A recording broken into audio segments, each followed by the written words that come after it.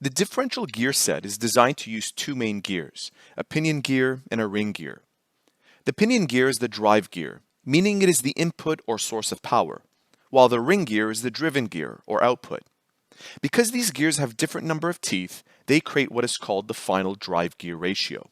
To calculate this ratio, divide the number of teeth on the ring gear by the number of teeth on the pinion gear. A vehicle's differential gear ratio can significantly affect performance.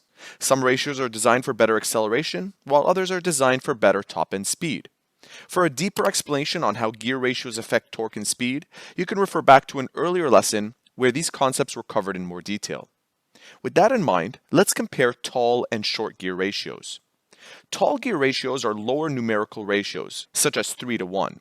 These create less torque multiplication, but allow the vehicle to travel at higher speeds with lower engine RPM. You would commonly find this configuration in vehicles designed for highway cruising and fuel economy. In contrast, short gear ratios are higher numerical ratios, such as 4.11 to 1.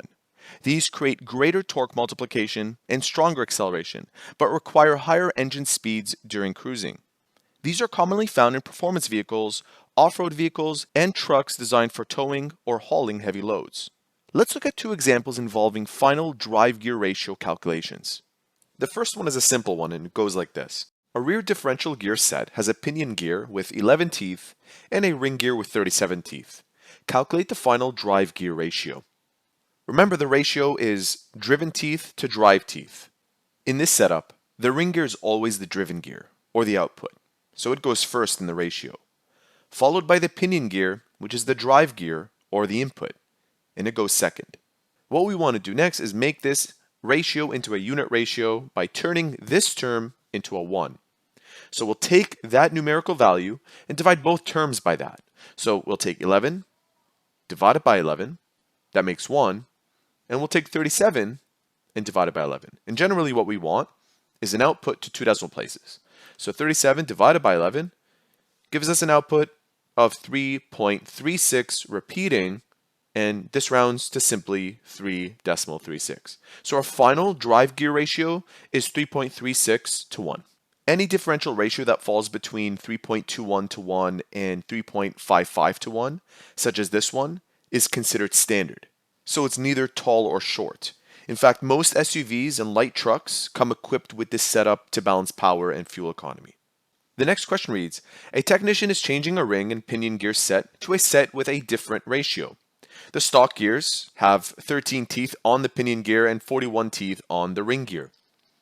So let's write that down. So this is the stock, and it's 41 to 13. Remember, ring, pinion, output, input, driven, drive. The new gear has 9 teeth on the pinion and 37 teeth on the ring gear. So we have 37 to 9.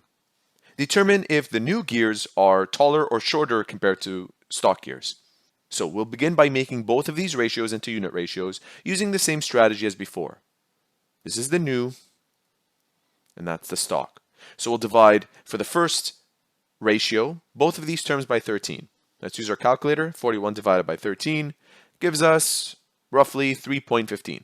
Again, we want to write this to two decimal places. 3.15 to 1. We'll compare this now to the new one. We'll divide both of the terms in the new ratio by 9. So dividing this by 9 makes it 1. And 37 divided by 9 is 4.11. What a big difference. So we're going from a tall gear ratio found in the stock differential to 4.11, and that's considered a short gear ratio since the numbers fall within that category of what's considered short.